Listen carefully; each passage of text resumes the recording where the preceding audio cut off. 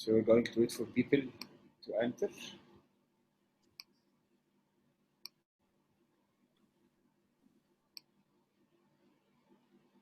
I actually have not tried the broadcast. I always work with a Zoom meeting.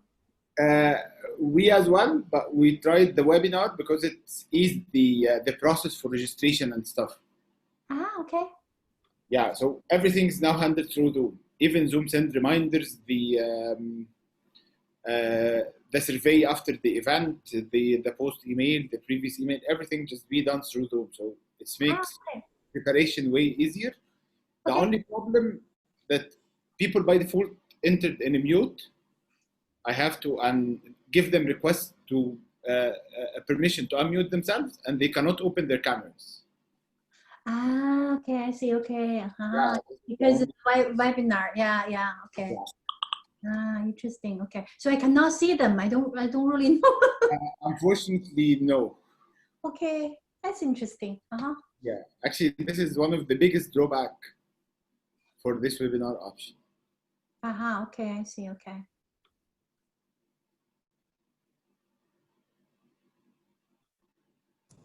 I think we already have 18 attendees till now, 19 attendees. Yeah, we're going to start in like 3 minutes. Okay.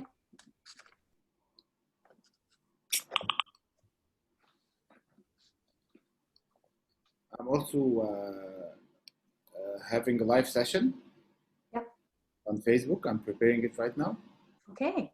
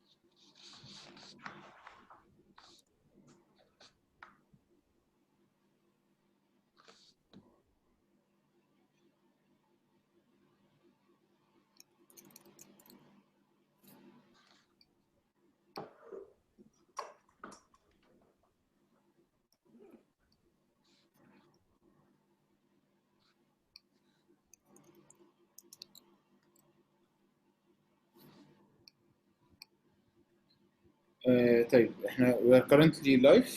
So basically, if anyone would like to have his mic open, just raise his hand, and I'm going to enable the mic for him. And if you're not comfortable talking in the mic, you can use the question and answer because it will be easy to track the questions in this rather than chat. So let me first start my introduction. As you all know, my name is Mahmoud Oz. I'm one of the co-founders for AgileClub.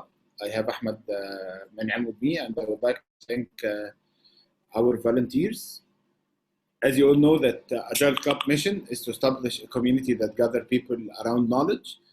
In AgileClub, we believe in achieving continuous improvement through collective mind with strong community and robust ecosystem. That's why we always interested in coaching techniques, and we get this event sponsored by VetScholar. Let me first thank our sponsor. VetScholar is a training and consultancy service in Agile network domain.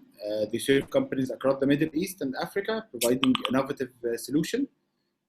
And I would like to thank them because they give us a good opportunity that everybody who has going to attend this session we will get a discount code in a separate email from Bitschool system that worth $75 for any course registration. This is the running training courses. Just go visit on the website and register, and expect soon that you will get this voucher. I would really like to thank Evelyn for being here with us. Me, myself, I have learned a lot from Evelyn. I attend a lot of classes with her. She's a really, really great instructor and teacher. Evelyn, she's a CST. She's a team coach and enterprise coach. Please, Evelyn, thank you very much for being here, and the ground is yours. Okay, great. Okay, so hi everybody. This is actually the first time I do a session that I can see all of you.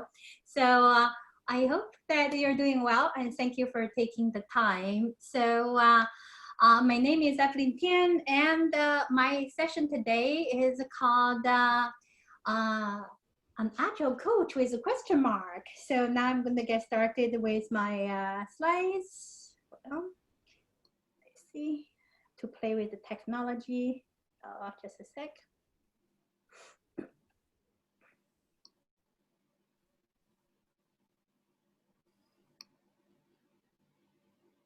Okay, now it's better. Okay, great. So now we get started. So a great Agile coach and question mark.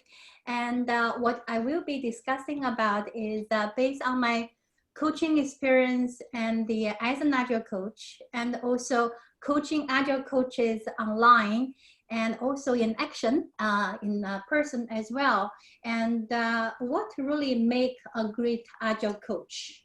I know many of you are very likely working as a Scrum Master or as an Agile coach, or you want to grow into the career of an Agile coach. So that's what is this session about what exactly make a great Agile coach. So then the topic we'll be discussing about is first about introduction, and then we talk about zooming in to some concept. And also, I will be running a couple of discussion for you as well, so you can talk to each other, doing polling. And then we do summary. So every session we take is always good to reflect. What is your takeaway message? What do you plan to do? What are some next steps that you can share with others? So that's about me. So I'm one of the few with the Scrum Alliance that have all the guide level qualification and also a professional coach.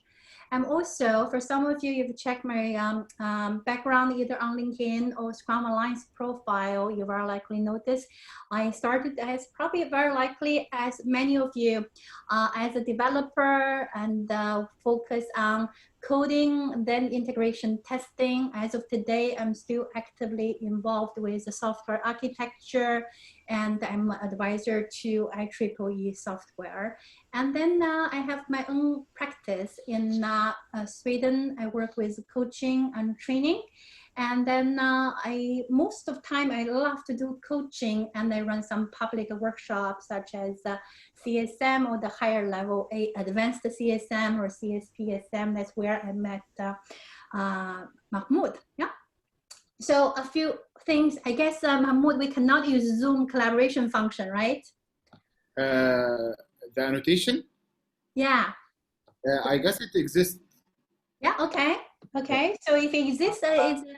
I'm not sure it exists for me because I'm panelist. I'm not sure if it exists for people. So if anybody tells us if they can see it or not. Actually, I think so. So yeah, it is. I could see it with the other terminal that I have.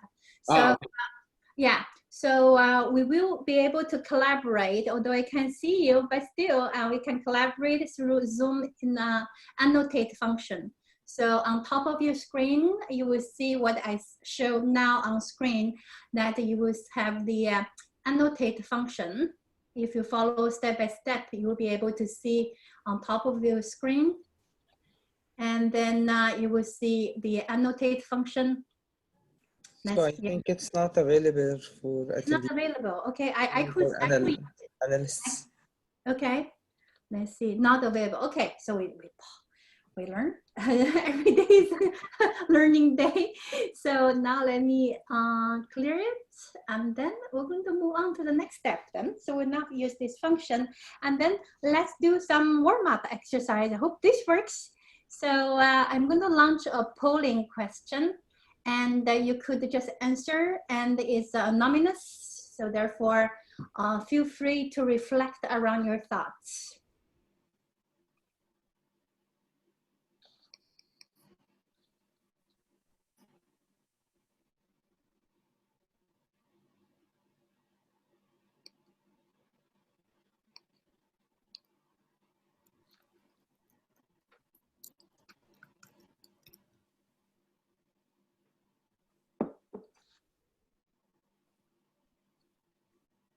So this is just a warm up so that we start to focus on the discussion topic.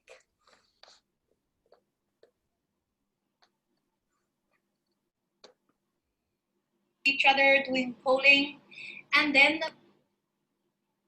this is just a warm up so that we start to focus on the discussion topic.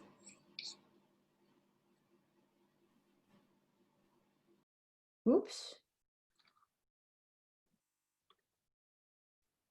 Okay, so we have a few more people to vote. How about if we run 10 more seconds? Then we're going to terminate, huh? Okay, so 3, 2, and 1, and now we terminate. Okay, so let's take a look at the results. So it's a question about the Agile Coach, and then about the skills they should have. So the first one is about teach about Agile and Agile related frameworks such as Scrum, etc. And certainly that is the expectation. As a good Agile coach, you're supposed to be an expert on Agile, on Lean value principle, and also framework. So you're expected to teach. So therefore teaching. And the next question is about who can you teach to?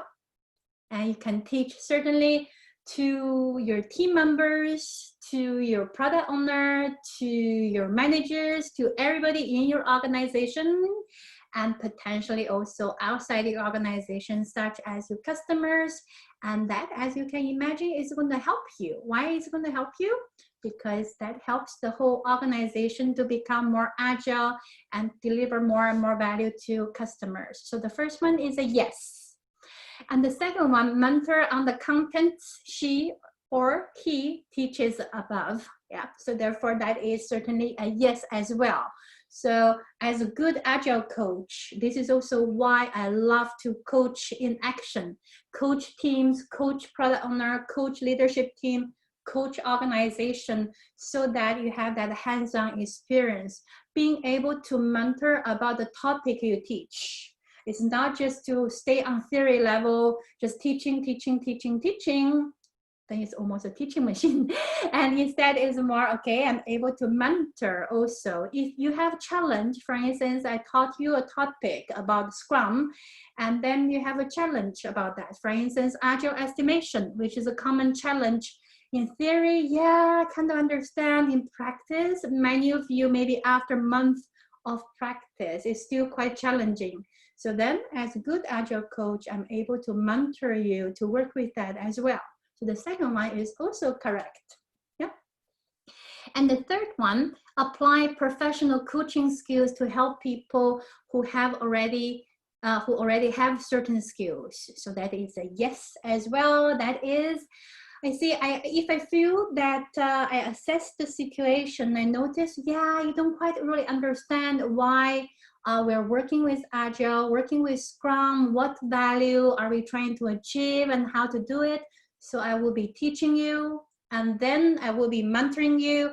Then after that, you already have you have theory content, you understand, and you also have certain hands-on practice, you have skills. Then I can switch to use professional coaching skills to help you so that you can grow and you can just certain area gradually bypass Agile coaches even. You can, for instance, practice this actually works very well in my context. So therefore the third one is also correct. Yeah. And then The number 4, facilitate workshops and meetings. I put if needed. So as an Agile coach, I do have the goal, and I try to make the team and organization and coaching gradually become self-efficient, meaning that I could leave and move on to help other teams, help other organizations. So therefore, if needed, if there is a need, and then I will facilitate. For instance, assume we start to work with Scrum on a Monday, and very likely I will facilitate all the Scrum events. And then gradually what happened, and my team, you guys are growing, and then I can gradually walk away. And then that means tomorrow when you come in, and then during daily Scrum, you see me nowhere, and life continues without me. So that's why if needed. So therefore, as you see, the number 4 is also correct. I'll see whether there's a need. If there is a need, I will facilitate. Yeah. And the last one, facilitate to make Scrum framework truly help an organization improve. And this is also right. I know it's a bit tricky. All the 5 questions, all the 5 options are correct. As I said, this is just a warm up so that we can start our discussion. Huh? So the last one is also correct, because as we know, Scrum is not a process. Many people call it as a process, because if it's a process, what do? You execute. You follow the process. Scrum is a framework that help a team to improve how they work, help an organization to build better product, help an organization to see their impediments, to see the area for improvement. So therefore, the second meaning of facilitate is a facilitate to make sure Scrum works to help the organization continuously improve. So therefore, all 5 options are a great Agile coach should be able to do. Yeah. So that also finish up our warm-up exercise. And then now let's take a look at the story. So first I have a story to tell. Given that you very likely have been working for the whole day, you're tired, so let's start with a story. So as just now I did my introduction, so I'm certified team coach, certified enterprise coach, and I'm also sitting on the review team for certified enterprise coach application. So as part of the review team, one of the things that I do is to offer free pre-app. Before you apply, you want to understand more, and I want to understand how you're doing, whether you're on the right direction. So I offer also free pre-app call, roughly normally runs for an hour. And then a common challenge I have, so the story is about an Agile coach have been working as an Agile coach for quite many years. And then it's not just particular about this Agile coach, it's a common scenario, which is why I'm talking about it. So then normally when we start, during introduction, I always ask, tell me more about yourself, and then, or how are you doing? And then, yeah, I'm doing good. So he started to say, I'm doing quite good. And then, so I said, what is happening now that make you say that you're doing good and your teams are doing good? Then he said, teams are running. I have trained all the teams. Teams are running, and they're doing all the meetings properly. And then I said, great, okay. And then what else? And then he started to, yeah, the team are really, they're really running all the meetings, and all the meetings are really fitting to the time box. And then he elaborated more about the meetings. And then when I asked more questions, and the answer was still more or less the same in the area, which means there was no more particular content. So therefore, I want to zoom into this little story a little bit more. So just now we talk about, based on the polling questions, we know that as a good Agile coach, we should have 4 skills, soft skills that we can work with. And just now we talk about teaching. We also talk about mentoring, talk about professional coaching. Here I only mentioned coaching, so that's professional coaching. and also facilitating as well. However, as we said, if at beginning, when I just become a Scrum Master, very likely I start to focus on the teaching part. I will learn to know Scrum a little bit more, know Agile a little bit more, get my own experience, and I start to teach. That is more entry-level Scrum Master, still trying to figure out your way.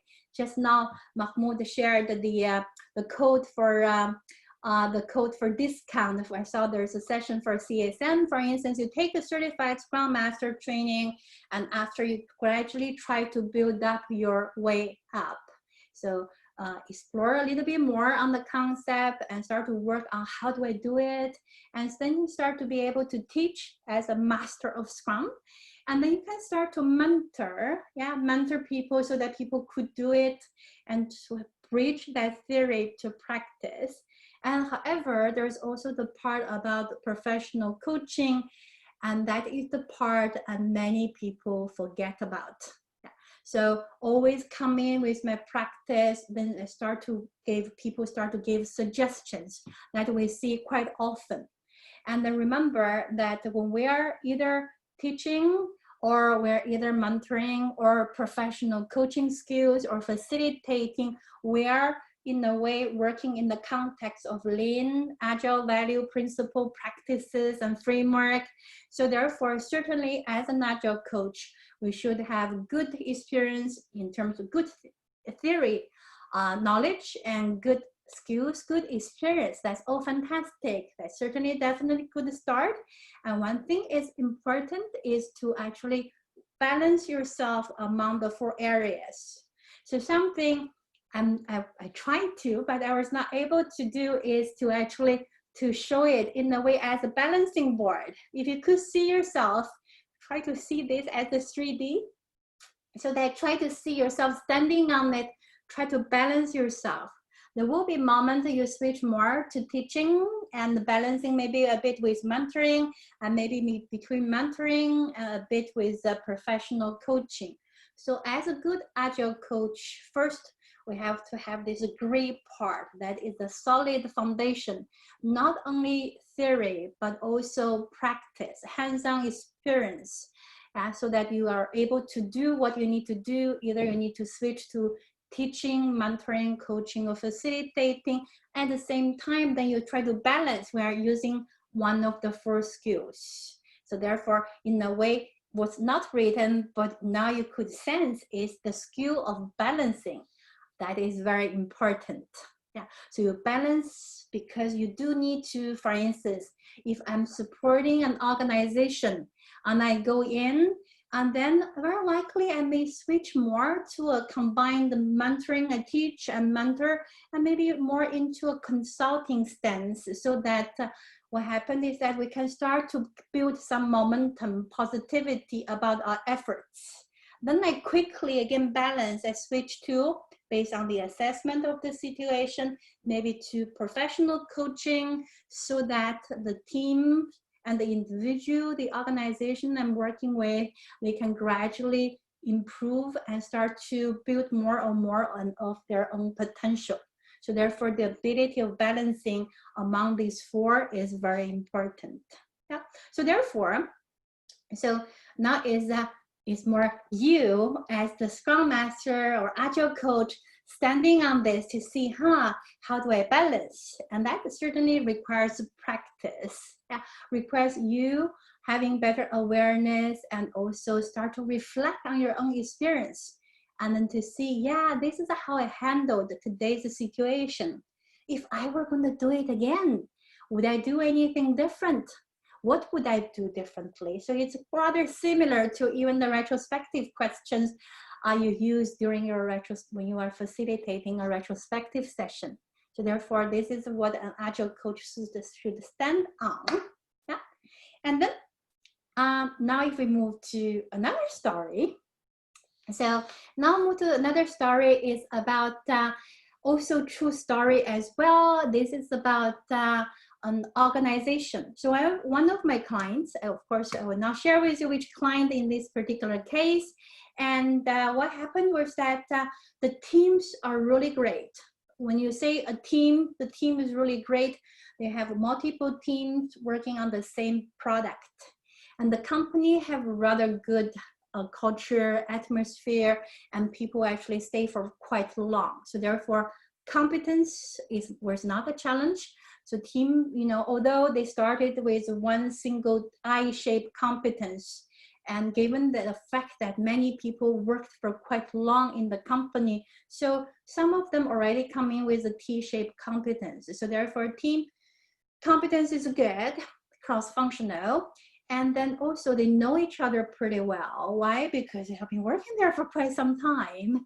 And then they, in short, the team itself is definitely quite good, way beyond norming stage. So they're in performing stage, very good. However, in the end, they actually have to close the entire product line. And why was that? Because the product they built, unfortunately, sucks. And then couldn't do much because of the increasing competition, and they just have more and more workload, and the customers more coming in to say, by this time, if you don't have blah, blah, blah feature, or you don't have this, we will not be with you anymore. And then a lot of pressure, the team tried to keep up, however, the product was always dragged left and right by the customer. So there was also no product strategy. So then what does this little story tell us? It's sort of sad, but the important part is to take a look at our learning. So what does this tell us?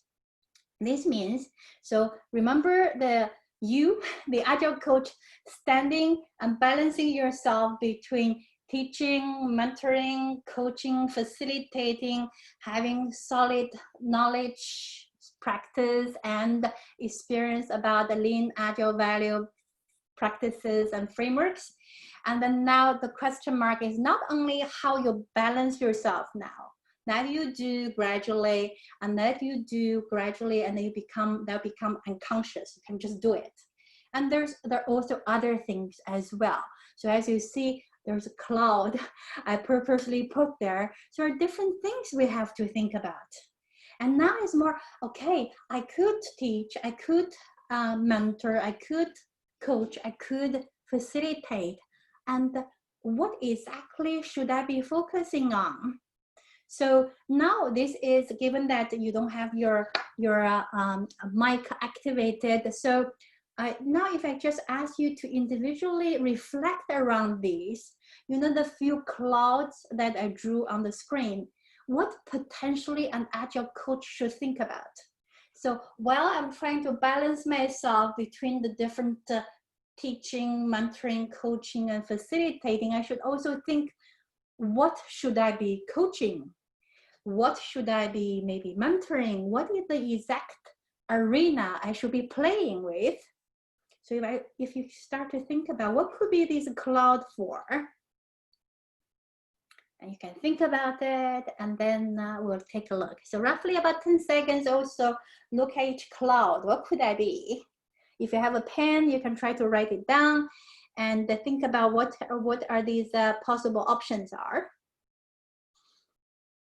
Okay, good. So then let's take a look. So,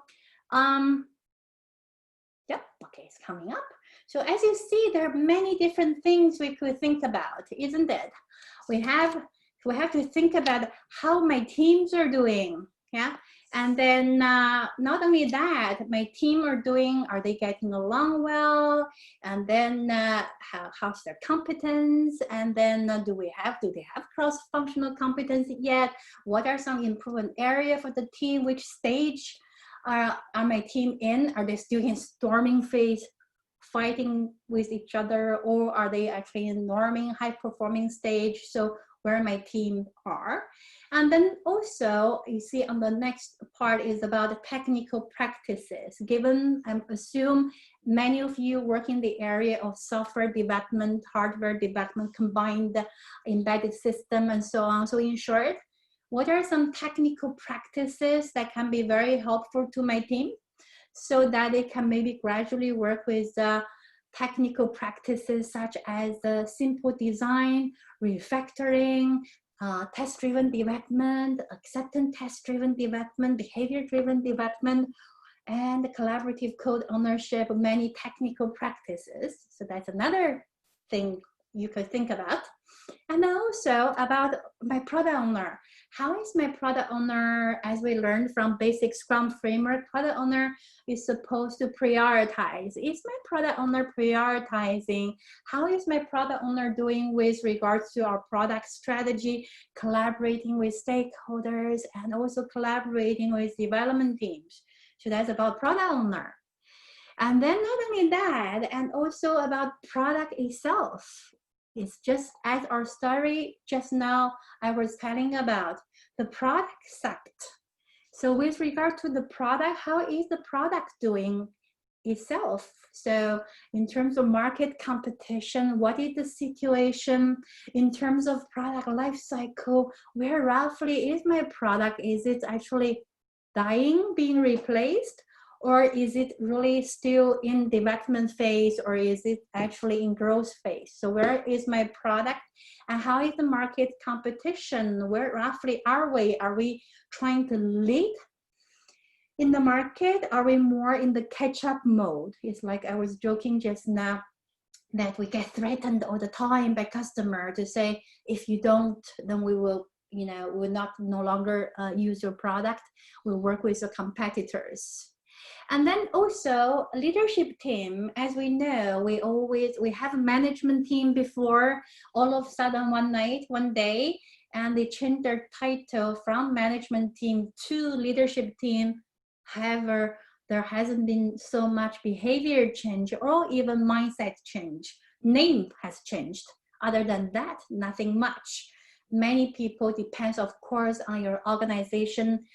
Some of you very likely still work with a command and control driven type of leadership and so on. So in short, then as an Agile coach again, question mark standing there, I think about how are my leadership team doing, and then what can I do for them, how I can service them. Is it maybe training, is it maybe mentoring, and how can I help them to grow themselves? Yeah. And then the next few, as you see, is about the organization level. And then as we know, no matter how many teams you have, either you're coaching one team, one product, or one team working with one product, no matter what context you're working with, you are always in the organization. And then is more start to think about, what is my organization culture? Is it actually very good already? Or is it actually not helping with regard to what our organization vision is? It's not really coherent. So therefore, what is the culture? And also, is it culture impacting structure, or is it structure impacting culture? So in short, translating into plain language would be, is a small company that, for instance, altogether, I think we have 30 people, 30 of us that we are actually having running a company together, building a product. In that case, our culture will influence our structure. Vice versa, if we have a large organization, it's the structure that's going to influence or impact our culture. So who's following whom? So again, I have to think. And then also from organization level, and I want to think about if particularly we are working with the introduction of Agile and Scrum to see how we can improve how we work. So that will be the bottom line is organization improvement. How are we doing? What is our strategy? Assume that we work in a large organization. Which one will be the pilot trial teams? We start to focus on which area and for what purpose, what's the next step? So in short, improvement strategy.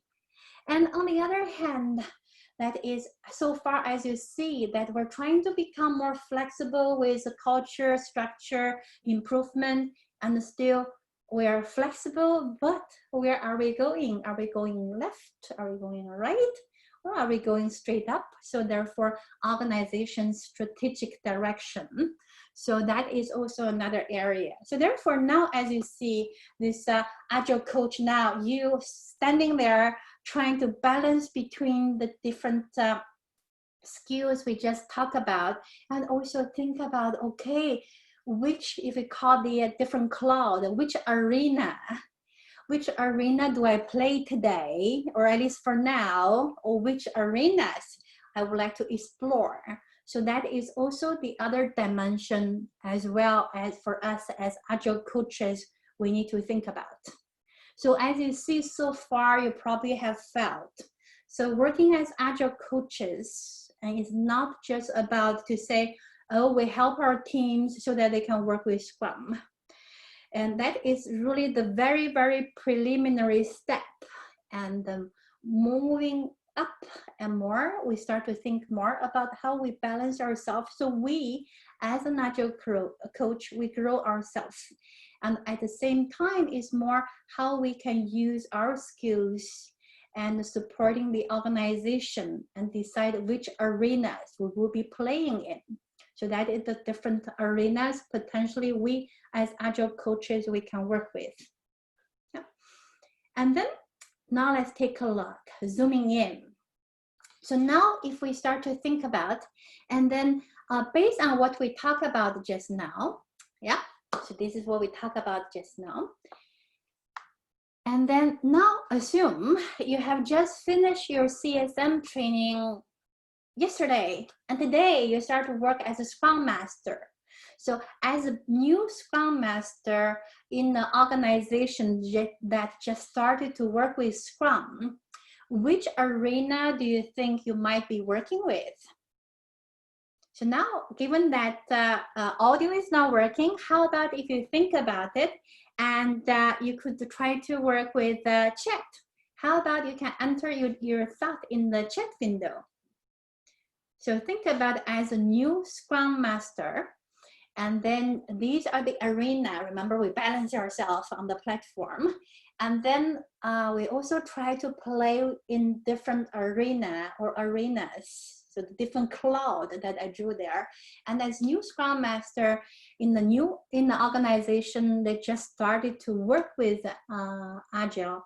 And which arena do you think you will be focusing on more? So now you can enter it, or I don't know whether Mohammed, whether anybody want to set up a voice, then we can speak. Yeah. Nobody raised his hand. If anybody raises his hand, I will allow him to talk directly. We have Russia here. Yeah, someone talking Arabic. I guess Zain, I have switched to. I think Russia already raised her hand. Okay. Yeah, you can talk now, Russia. Just unmute yourself. Yeah, thank you. Nice to meet you. Hi. Hi. Yeah, but it's good to hear somebody's voice other than, not that I don't want to speak with Mahmoud. It's good to Happy hear. to talk to you. Thank you.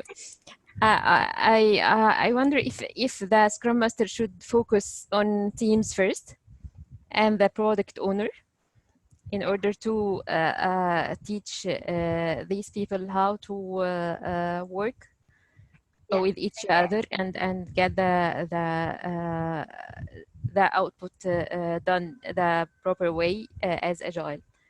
Very good, very good. So in short, if I summarize, the question was, assume you just took training yesterday and today you will start to work as a Scrum Master in an organization that start to work with Agile. So therefore, then what do? Certainly you start to work with your team.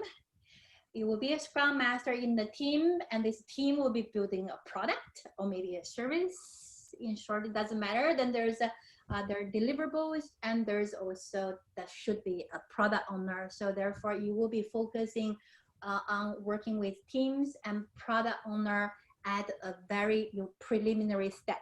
That's more yesterday training. Today you come back to start to evaluate. So now you can see yourself standing on my, this 4-piece platform again. Okay.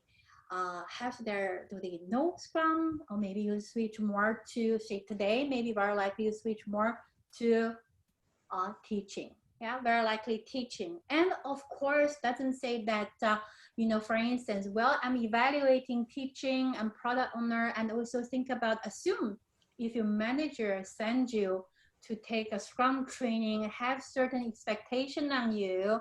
And what do?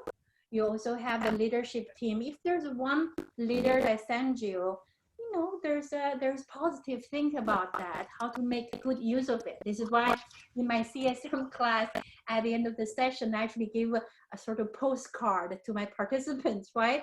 And to tell you, how do you talk to your manager if you actually, he or she send you to a Scrum training, or you self-sponsor. There are more and more people who are self-sponsoring themselves for training. Then this is a postcard for you to use, right? Because all in all, we know out of all the arena we see, sooner or later, it's just a matter of time that we need to work with leadership team. We need to work with organizations. So therefore, every opportunity counts. So therefore, taking a training, read a book, all of these are things you can see as opportunity. So therefore, for brand new Scrum Master in the organization, teams and product owner, hopefully doing slightly a bit in the leadership team to see how much you can make it loose, how much you can do. Yeah, very good. Okay, great. Okay, how about then if we evolve a little bit? Assume now you as a hardworking Scrum Master, hopefully you also have other colleagues have been working hard as a Scrum Master as well. Assume now time traveled. Assume now a year have passed. A year have passed. What might be your focus now? 1 year has passed in this organization with multiple Scrum Masters doing their job as per their learning and training. They're really doing their job. So 1 year from now the new question is, this person now still balancing between always teaching, mentoring, coaching, facilitating, this is you, and then arena, what arenas you might be working with now? How about we do also roughly a minute? Okay, can I go for it? Of course. Who's talking? I'm Fadi. Fadi is mine. Hi, Fadi. Go ahead. Yeah, okay. I think you moving for some sort of mentoring for the newcomers, or maybe for the new Scrum teams, and coaching for the rest. So you go through relentless improvement and make it you improving Scrum adoption inside the organization step by step. So moving coaching, mentoring. Yeah, okay, very good. So one thing is that you see this, I really tried, I couldn't draw this 3D. Think of yourself standing on this teal color, red color, green color, and yellow color. Think about it as a 3D. You're actually standing on it. It's a balancing board. The green and orange color. Okay, very good. So you will always evaluate. You will always evaluate. Now, if we think about the arena, I think now Mohammed on chat window also mentioned you move among these four, and then you can start. One option is organization culture and technical practices. Yeah, and then what do you think, Fadi? Moving. Well, I think Muhammad is correct. I mean, going culture-wise, that's what we're doing by more by coaching and technical practices for facilitating. I mean, to reach for the maximum or effective outcomes from Scrum teams. So yeah, I think Muhammad has a point here. Okay, very good, very good. And then also, and for some of you who took my class before, I always joke, I always have tricky questions. So it actually depends. So what Mohammed answered about organization culture and technical practice, certainly that's one possibility. At the same time, you also want to think about how big is your organization? If your organization, like for instance, my previous company where I was heading the global transformation support center for Ericsson has over 100,000 people. 1 year, if there's no top-down strategy moving forward, 1 year, we're not making too much impact yet at the entire company level. However, if our company is only 1,000 people, or at least we are this 1,000 people in a huge umbrella, but we relatively have very independent product to work with, 1 year could actually make a huge difference. So therefore, it depends. So the question I have is more for you to think about the context. So it's very hard to say there's no fixed formula. After 1 year, you should do this. After half a year, you do this. 2 years, you do that. Instead, it's more, you see, you standing on this balancing board, balancing yourself at the same time, you also strategically want to think about, okay, which arena or which arenas should I be focusing on for which part of my coaching scope? So it could be organization culture, could also be product and leadership team, and could also be, okay, we actually have, by the time we started, we already have very strong leadership team support. And now we're actually doing relatively well with regards to our organization improvement. We want to make Scrum and Agile as a great vehicle for our product, for a company to excel. And then maybe you focus more on product, and also maybe you focus more on organization strategic directions. So either way, all of these are arenas you can play. Yeah, so it's all possible, depends on the context. Yeah, so now I hope that you will remember the balancing board, and also remember possibly I can play in one of the few arenas that we have here, or we see as a cloud. Yeah. Okay, so then let's take a look, zooming in a little bit more. Now I see a question. Let's see. After the SM has helped the team to become self-organized, he can go to the arena of organization. Yeah, so when the team become more and more self-organizing, so Mohammed had a very good point. Huh? So as you can see, sometimes I joke is more, today I just started to work as Scrum Master, very likely I'm this close to my team, so close to my team, 100%, even I wish I could put in a little bit more. However, as a good Scrum Master, I know my goal is to have self-organizing teams so that I can gradually, so that I can start to move away. Life continues without me in most cases. So then I have more bandwidth to work with other stuff. That other stuff, maybe we have some new teams starting, new Scrum Masters, and maybe product require more coaching. Then you can evaluate with this freed up bandwidth of mine from this to this, and what should I do? So that is also from the arenas we have, which part should I focus on now? It's very context based. So it depends on the context you're in. Yeah, but it's a very good point, Mohammed, you're saying that, so that now we see 100%, now I have a little bit more, and I start to think, and now think a little bit more, exactly what I want to work with. Yeah, so that is, in a way, is almost a constant, a continuous prioritization of Agile Coach, the product backlog as well. If you see everything we need to do as an Agile Coach, you actually also run continuous prioritization, depends on the context we are in. Good. Okay, so now we zoom in a bit. Just now we talk a little bit about the possible arenas we can work with. And now let's take a look at product. So as we know, potentially our product or your product you're working with certainly fall into one of the possible stage. Just in case some of you may not be familiar with this, this is product life cycle.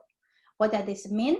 The first phase, as you see, is called development, or sometimes we call this pre-introduction. So the vertical bar, that is introduction, launch, product launch. So then you see what happened at the beginning during development, or new product development phase, or pre-introduction phase. These are the different terms you could hear. What do? We're building the product. And then try to make an official launch. Then after that, what do? Is certainly, no matter how good our product is, not everybody tomorrow assume 9 o'clock on the lunch in Carol and guarantee you, and then we will not have 100% of people in Carol buying it. We don't even have 50%. We have only very few percent of people who might potentially be buying it. If it's a physical product, they need to line up, or it's launched on the app store, then still you will not see everybody downloading our product. And then that is the introduction phase. People who like to try new things will be buying it. People who have heard about our product and really feel, wow, you know, it's like a very visionary, wow, for instance, this product is really good, it's going to help me with this and that, and they might be buying it. So therefore, gradually, introduction phase. More and more people get to know about it and buying it, and then goes into the next one is growth phase.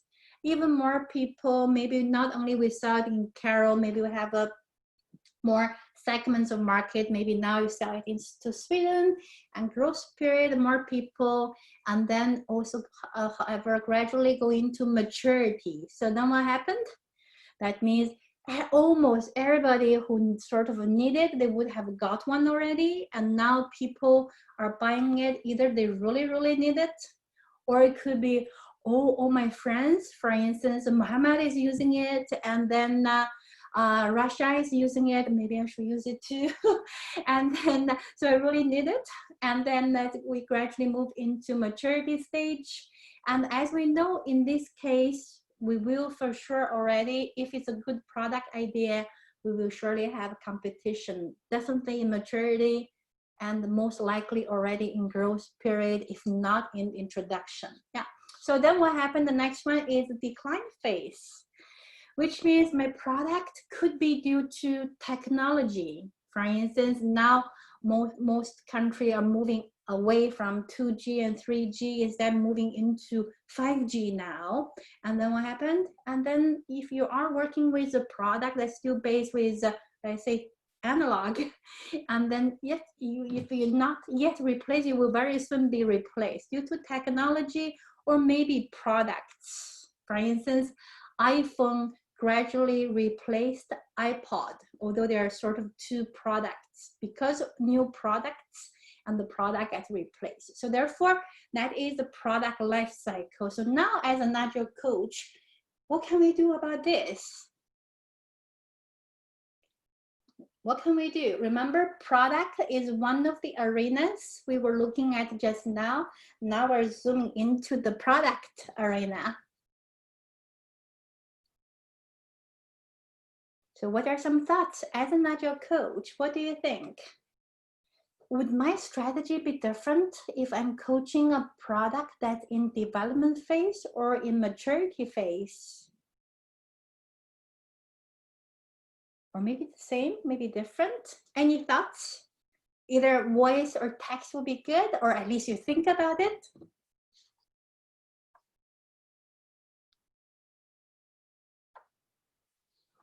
Okay, so now let's talk about it, because the key is for you to start to think about it. So as we can imagine, certainly it will be different, because in development phase, what we want to do, we want to make sure we are actually building on the product that is actually going to be used by people. People will find it useful. People will actually use it. So therefore, that is the focus. That is what we want to do. We want to be really fast, help people to sort of solve their problem or reduce their pain.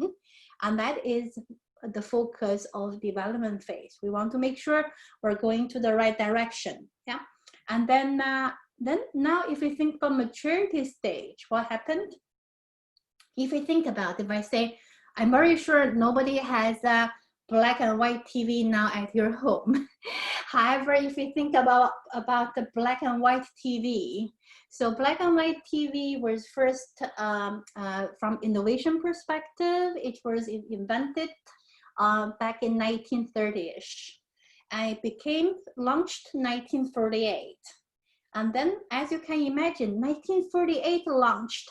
Many of you are likely still remember, of course, that is if you're old enough, 1970s, 80s, many people are still watching black and white TV. So therefore, in short, if you are in maturity phase and your product, your company is really big, international, very likely many of the products you have, that doesn't need to be black and white TV, that could be for producing a fridge or producing services, banking, for instance, has been there for so long, then you're in maturity phase. If you're in maturity phase, you have competition. What are you trying to focus on now? You want to get bigger market share. And what are some possibility to get bigger market share? Reduce price. If it is, everybody else is selling fridge at, let's say, 500 euro, I'm going to sell it for €1. Certainly, I have all the market share. If I ever lose a lot of money. So, however, just to say that potentially reducing price could be an option. However, you still have to be able to afford it.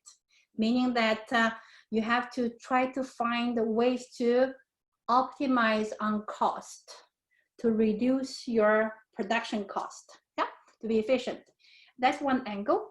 The other angle that would be, if I start to produce, for instance, now talk about our smartphones. So all of you already, I'm very sure you either have one, some of you might even have 2 smartphones. Could be an Apple, could be an Android, no matter which one, you all have one. So this market is saturated. If you need a phone, you have it.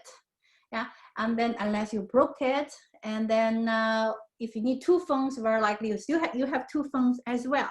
Then what happened?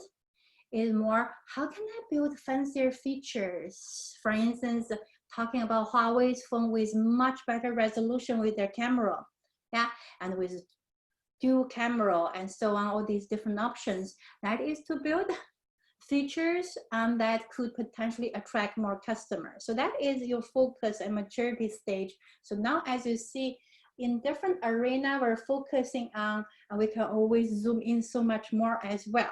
So that is as why normally I joke as an agile coach, it's really continuous learning. There are always new things you can learn. There are always an area, arena you zoom in, you can learn something new as well. Yeah. So that is just now a very helicopter view on potentially some thoughts around the product. And then let's take a look at what I have been focusing on a lot. When I coach agile coaches or coaching organization, I always discuss about a value-based strategy. And why a value-based strategy?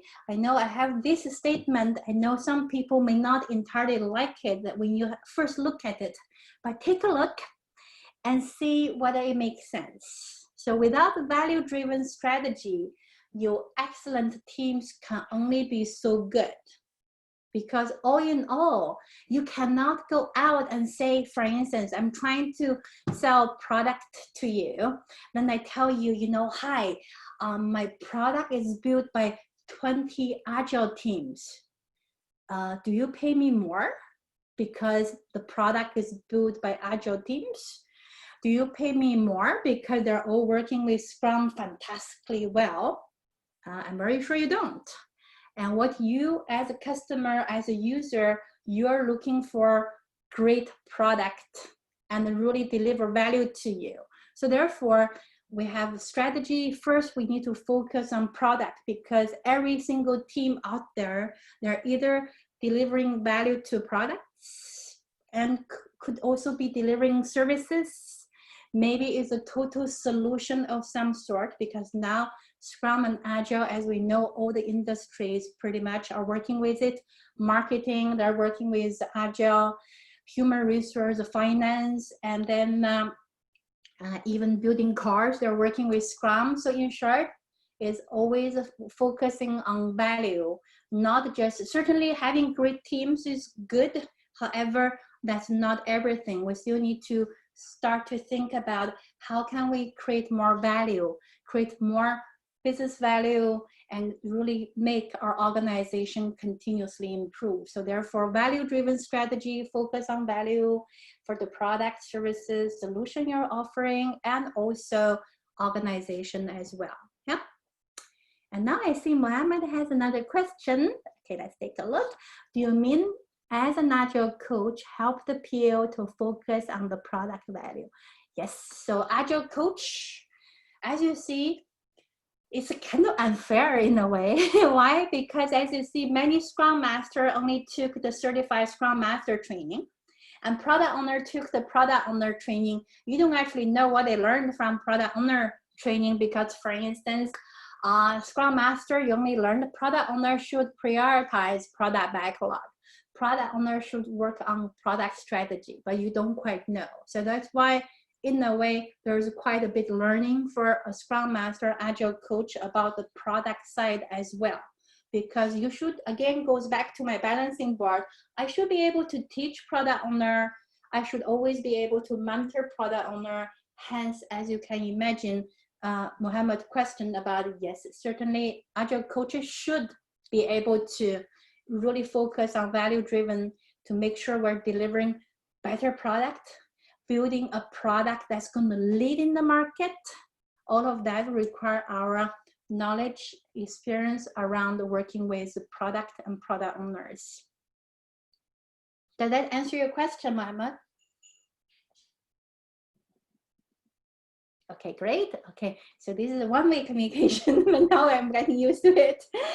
Okay, great. So now a little summary. So I'd like to base our discussion. What are some takeaway message for you? So now if we could use a chat window. So if I were going to ask you to write down at least one takeaway message from what we have been discussing so far, what would that be? So this is individual exercise. So roughly a minute or so, think about. And again, if any of you have voice, I would love to hear from you.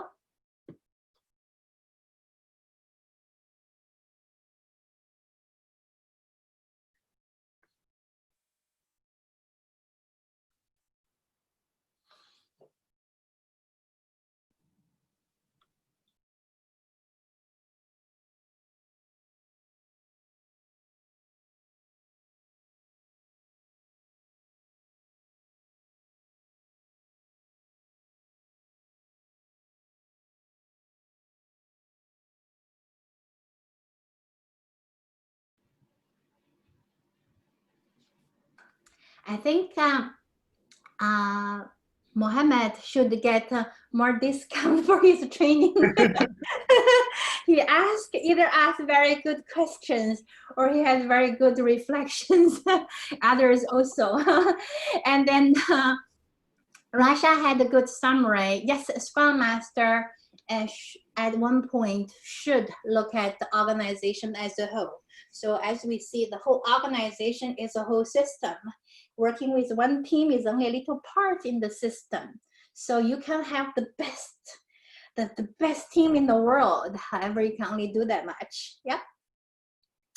Okay, so now let's take a look at the question about what is the difference between Scrum Master and Agile Coach. So it really depends quite a bit. So if I start with the basic concept. So normally, originally what happened is normally at team level, my team is working with Scrum. Naturally, I'm the Scrum Master. And then, however, there are also Agile Coach that's working at team level. And why is that? Many of you, particularly if you have people who are working with Bank or Vodafone, you're working with Spotify model, you have a squad, you have chapter, and then what happened? Because Spotify, as a company, what they did was they started to work with Agile. They didn't want to control which framework they work with to have so that they have the flexibility to decide. And then what happens? So per team, they can decide, do they want to work with Scrum? Do they want to work with Kanban? You know, what do they want to work with? And so therefore, they don't have this concept of Scrum Master, but Agile Coach. So then what happened is that it's only a Swedish company in Sweden that's doing that. However, they're very good with their engineering culture. They have been sharing what they have been doing. So then what happened? Their companies start to copy Spotify model, which unfortunately is a very bad practice, but companies do it for different reasons. And then, so with that being said, then there are agile coaches across the globe. I have students from 67 countries. I have people who are working as an agile coach at team level. So that's where the confusion come in as well. Normally, Scrum Master, that's more working at team level. Agile coaches really depends on how your company is working. It could potentially be an agile coach working at the team level, but in most cases, outside the Spotify part, and agile coaches normally work at multiple team level or organization level. Yeah, so that's a long answer to your question. I hope that's okay. Okay, good. And then, okay, let's see. Okay, any other summaries? So now Russia has value-driven strategy, can motivate team be better. Definitely, very good. Scrum Master got same competence. Yes, exactly. Yes. So you always this balancing on my balancer, the 4 area balancer. You always do it. You just that where the arena you play could be the arenas you play will be different. Yeah. Muhammad, you can unmute yourself and yes. start to speak. Excuse me. From my knowledge, the Scrum Master in XP, its name is Agile Coach. But Agile Coach also in Scrum, high level, he can mentor and coach more than team, and also he can mentor and coach the other Scrum Masters. Definitely, yeah. So that's what I'm saying, that if the company is working with a Scrum, proper Scrum, an Agile Coach will be the one who work with multiple teams. So now as you see the arena, and if assume I'm the Agile Coach working with multiple teams, the arena I play with will be more. I evaluate whether I need to coach a certain Scrum Master or not, whether I need to coach, maybe Scrum Masters, the one that are working at team level and also leadership team. So it's more the arena that you will be playing that will be different. So therefore, that is if the company is working with Scrum. If they have copied or companies such as McKinsey and Boston Consulting Group, unfortunately, they prescribe a Spotify model, and then that's where also confusion starts a bit as well. But in general, Agile coaches more working at the a more and bigger arena, Scrum Master more team level and the team practices and so on. Yeah. Okay, good. Thank you. Sure. Thank you for the question. Yeah, good. And then, so questions. Any questions based on what we have discussed so far? So maybe I will unmute all the participants. So anyone want to ask, just unmute yourself. Okay. And then what I would do while you're being unmuted, you can think about your question. And then what I want to talk about is something to wake you up. And then now let's talk about, I've been coaching Agile coaches since 2009, first within Ericsson Global Coaching, Agile Coaching Network.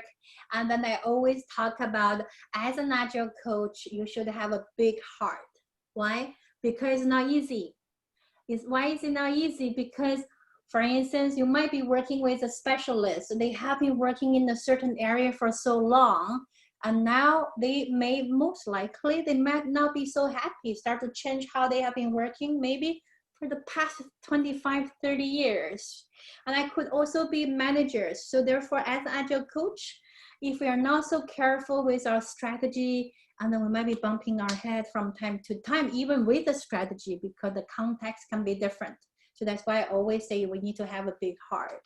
And then with my experience of myself growing as a coach, coaching other coaches, and then I have this 3P, I hope it's helpful for you. And first one, patience.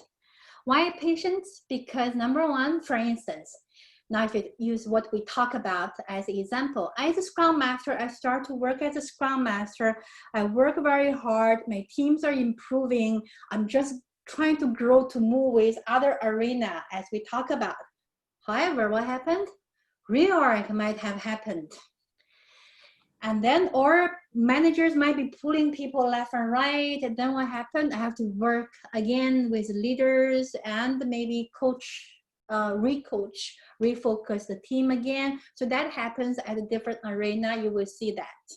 People move around, organization structure change, strategy movement, all of these require potentially rework. And then also behaviors relapse.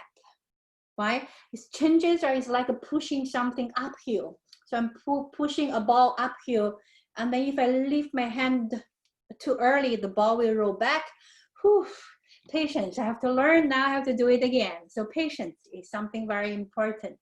Second thing is about positivity.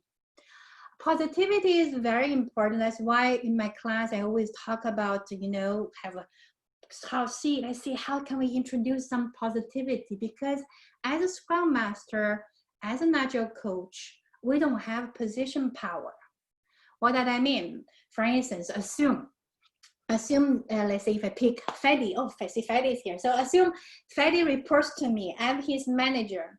Assume I'm a bad command and control manager. I can tell Freddy, do this, if not, you know, you will bad review, potentially. Not the best, certainly, far from it being the best, however, potentially I could.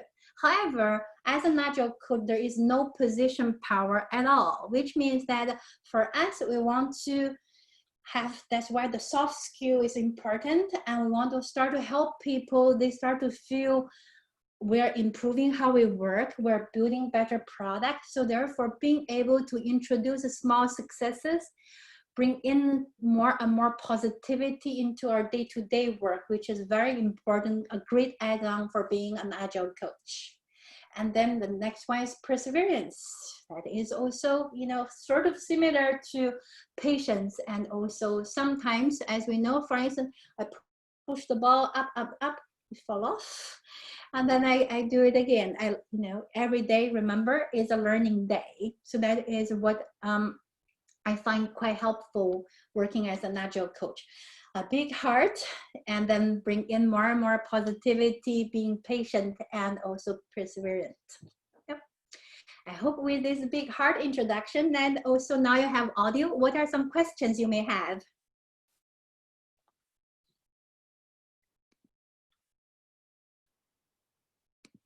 Okay, Rasha, I see you raise hand. Go ahead. Hi, thank you.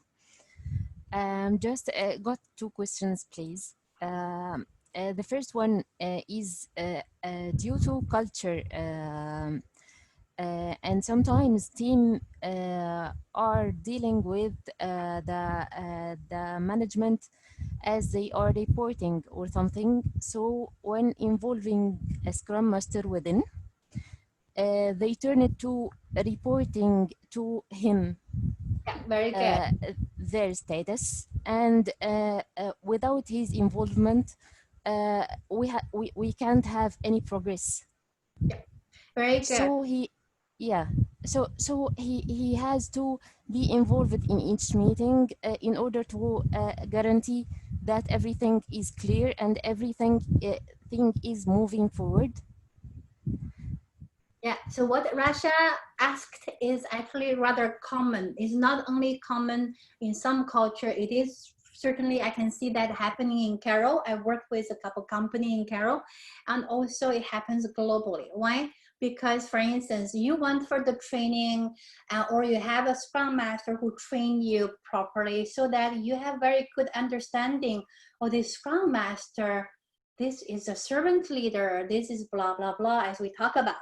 However, what happened is that people tend to follow how things were before. And then what happened? Start to think, oh, Rasha is the Scrum Master. Oh, in my perception, Scrum Master, based on this little thing I know, somebody might just think, okay, Scrum Master is just the old project manager or just a team leader.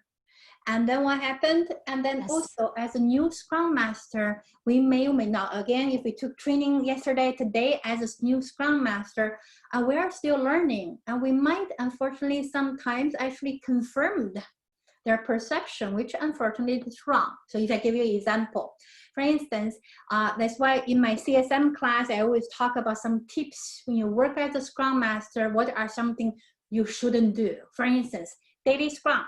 Assume we're all physically together. Assume this, my curtain is the whiteboard.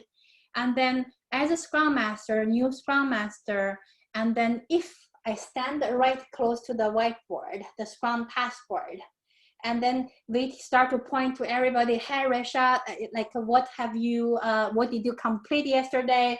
And so on. That's just to confirm people's wrong perception. So that's why that, for instance, as a Scrum Master, ideally, what do? If this is the Scrum passport, this is the worst place you should stand. You should never stand here. Then where do you stand? You see, normally people make a half circle, right? So be as far away as possible from the board. That will be ideally the other side of the circle. So you're a couple meters away from the board. That's one. And maybe then what happened? Find somebody who's taller, maybe slightly bigger than me. What do? I can gradually hide half of me. Why? Because remember, at the beginning I do this, gradually I try to be able to get a little bit disengaged, which means, let's say, assume like now September, November, one day you come in, you don't even see me. What happened? Life continues. Whether Scrum Master is here or not, daily Scrum is going to continue with the same value, if not more. So that's why you see there's a perception and also how we work as a Scrum Master. So that's why active learning and sharing, and that'll be very helpful. Hearing some tips from other previous Scrum Masters, their challenges, what they tried as working, their headache, they have bumped their head. Yeah. So Rasha, very good question. Thank you. Sure, my pleasure. Okay, any other questions?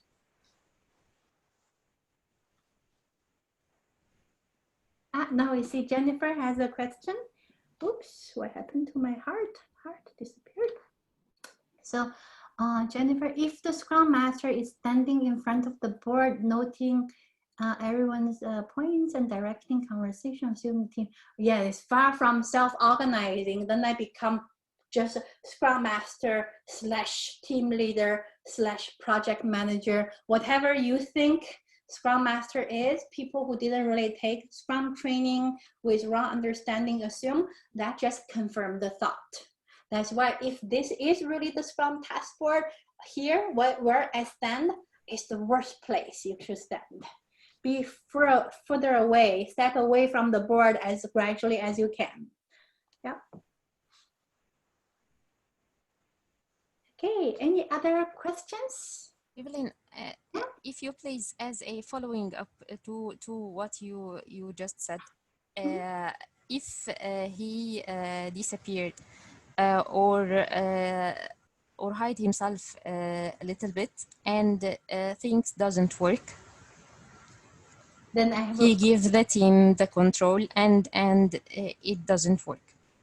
Yeah, so then you see that's why it's gradual. Remember, just now I was saying sometimes I do 100% and I gradually go away a bit. I realize when I go away, things are falling apart a bit and maybe a closer backward. But you know, for you as a Scrum Master, your conscious awareness is I try to be able to work in a way my team can become self-organized without me. So there are situations and then you might need to get a little bit closer and then gradually you try to go back again. Yeah, so that is more that what you should do as Scrum, always evaluating, yeah, constantly. Okay. Yeah. Hi, Evelyn. Thank you for such information session. It's really very informative. So I have just one question here. Yeah, great. Yeah, thank you.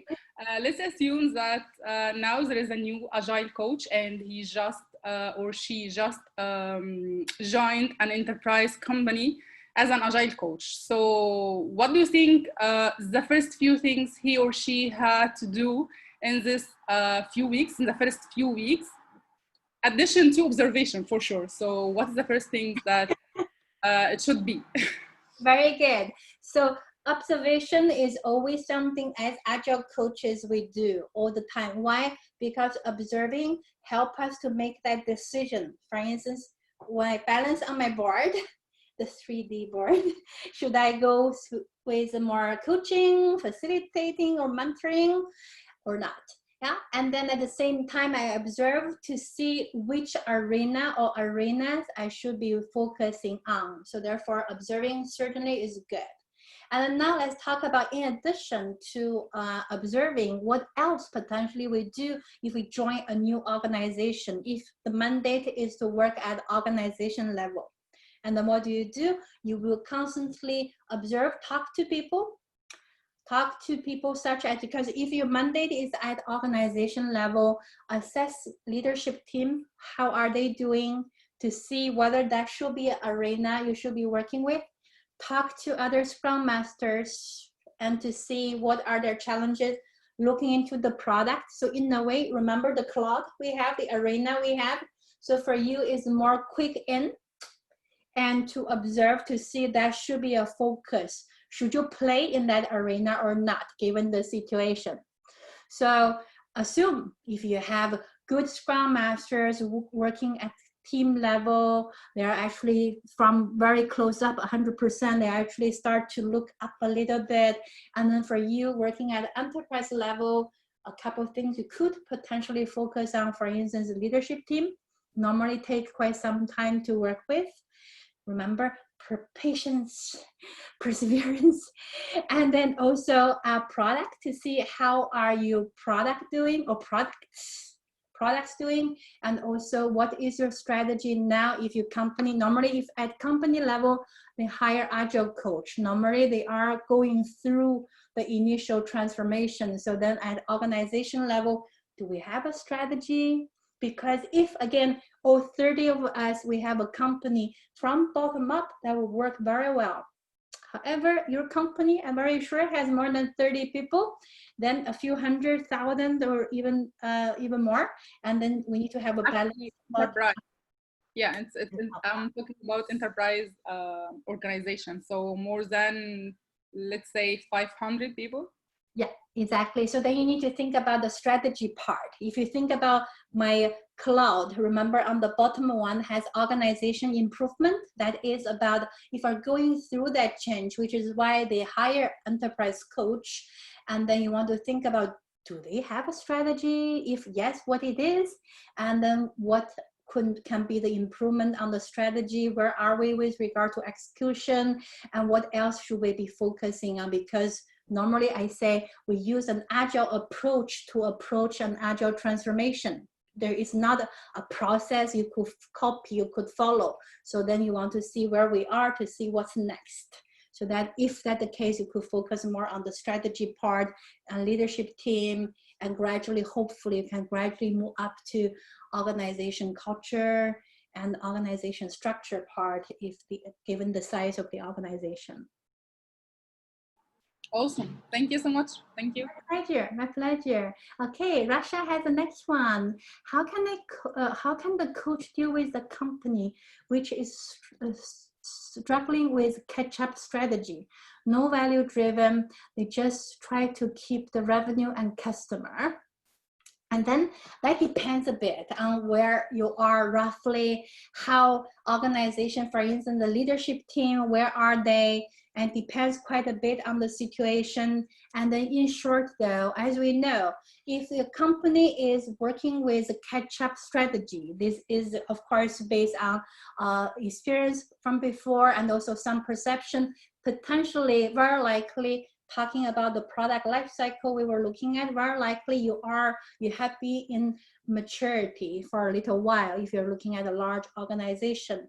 If so, what happened is that being able to improve how we work, so that improve the process you're working with very likely requires some improvement, so that we could arrive at a stage we could gradually, by improving how we work, give us opportunity to look up. And also coaching on product ownership as well, because we know if your product always catching up, there will be a day you fall off the catch up, your product just disappeared. Or at least for not the whole product concept, but your product, your company's product have less and less market share. So then you want to focus on improving how we work and potentially start to coach more on the product strategy, product side, to see how we could potentially have more better features so that we could get more market share and gradually start to think about how do we lead in the market. So this is more from looking down to gradually, looking down, busy, by gradually looking up and taking the lead step by step. Thank you. My pleasure. Okay, great. Any other questions?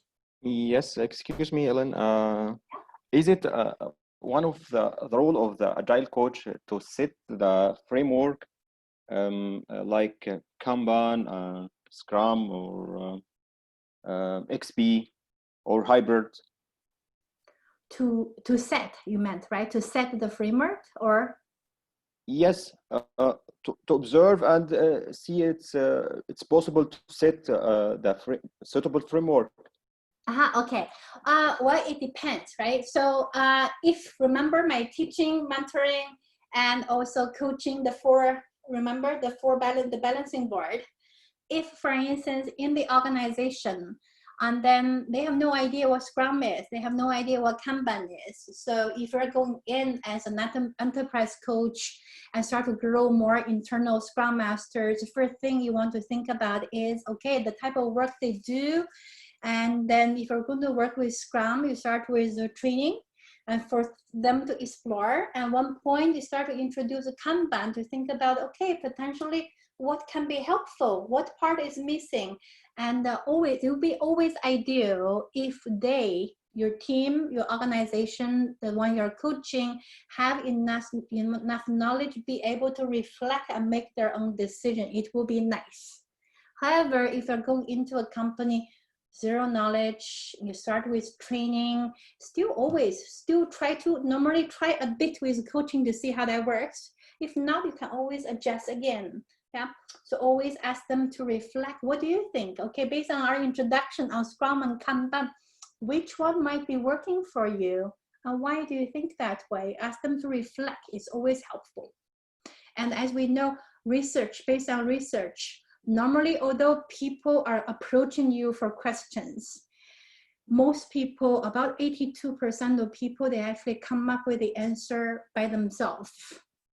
So it's more for you to see, again, balancing board, which one do I stand? Try it. It never hurts, right? Start to ask questions. What do you think? And then what did you observe? Okay, you see that. Based on that, what's your conclusion? What do you want to try? So have some natural conversation with the team. And then however, the precondition, of course, they have certain level of knowledge.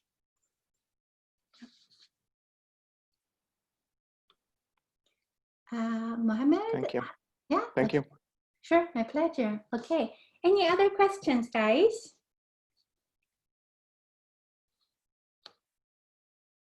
Okay. Let's see, what do I have next? Okay, now, do you see? I hope you have some fun with my picture. Okay, so this is, as you know, I've been sharing, I speak at conferences and with virtual, I start to speak with even more. Normally, I limit myself to speak at conference 3 to 4 times per year because of traveling. So now with virtual sharing, I love to share my experience. And then I start one community, they come up with basic requests to say to go back to basics about the Scrum, because many people, many company, many of you very likely have that experience. Everybody is doing stand-up, everybody have a Scrum board, everybody so-and-so, but we're not seeing so much improvement. So then they come up with this, are you truly? So it's more like a cat wearing a Pikachu hat. Are you truly Pikachu? Are you a cat? So then I start to create a part of truly theory. So this is the third one, and there are also two you could find actually from YouTube. Yeah, so that's about the basic Scrum, and so this is also, are you truly an agile coach? Yeah, so then you can reflect a bit. What are the areas you can improve? And also for some of you who may or may not be working as agile coach yet, based on my discussion, you can also evaluate, is this something that you would like to, try and gradually move into? As you see, agile coaching competence is quite transferable. You're able to work, for instance, now maybe you're working in the bank and gradually move into another industry. So that's a flexibility. As you see, my balancing board and the teaching, mentoring, coaching, facilitating, that you could do the same in any arena, any industry, right? Good. And then see, so that's my contact information. You moved again. Huh. Okay, so but you can get most of the information, I hope. It always does this. And then, but if you Google on LinkedIn or you Google Evelyn Tian, you'll be able to find me as well. Yeah. And that's what I have for today. Thank you, Evelyn, very, very much. I really appreciate your time and your effort putting into the presentation. It was very resourceful as usual. Thank you. It's time for the group photo.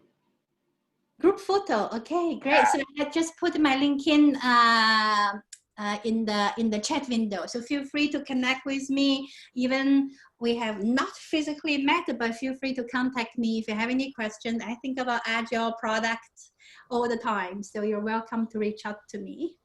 So I'm promoting everyone now to a panelist so they can open their video.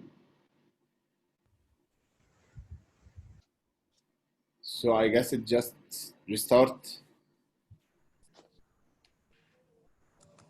Zoom will be restarting for everyone. Shall I have my cat? You want the cat to be in the picture too? Or you want to have the heart? The heart is better than cat. Yeah, so can you please open your video? Are you able to do so?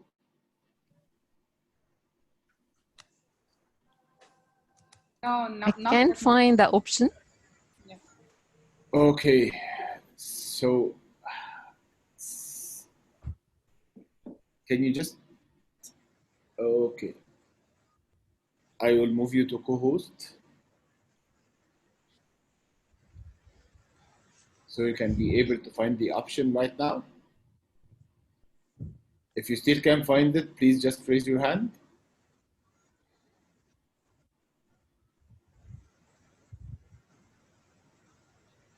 I think Rasha raised her hand already. But I think people are already starting the sharing of the video.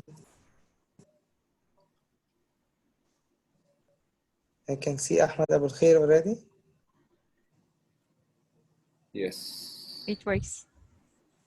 Yeah, we're new to webinars, so please excuse us. We're just exploring things. This is the second event. Okay. So we're trying a lot of options. Yeah, it's not working with me yet. Yeah, I'm just moving everyone now to panelists, and then I will promote you from a panelist to a co-host.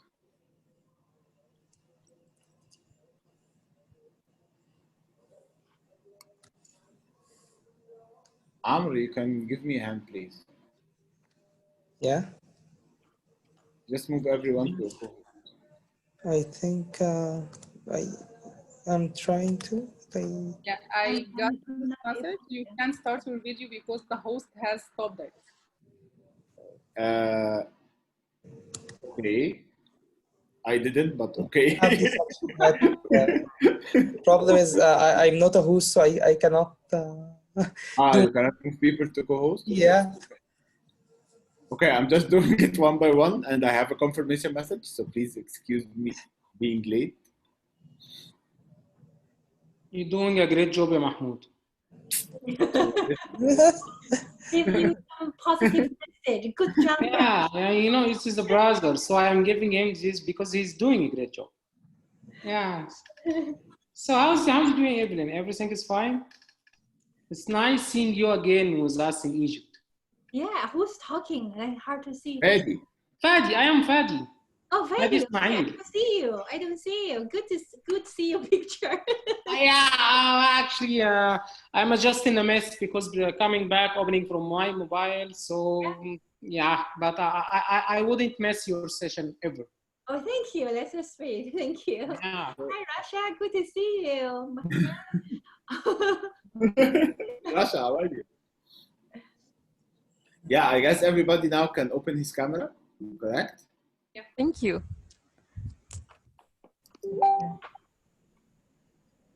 Amr, can you just inform us when you're ready with the screenshot? I'm ready, but I don't have except like 8 people opening their camera, so just wait like for 10 seconds and then we'll go. Oh, okay. Okay. Please expect an email from Vitscola. I'm going to share your email with them, and they are going to import it to the system, and automatically they will generating voucher. This voucher can be used for a week for all the open courses at Vitscola website. Thank you. Yeah, well. Okay, the 10 seconds has passed, so let's take the group photo. 3, 2, 1. Okay, I'm done. Okay, thank you very much. Thank you, Thank you, everyone. everyone. Thank you. Nice to see you. you. Thank you for Thank taking you. time. Have a nice day. Thank you. Thank Bye. you very much. Bye. Bye. Bye. Thank you, everyone.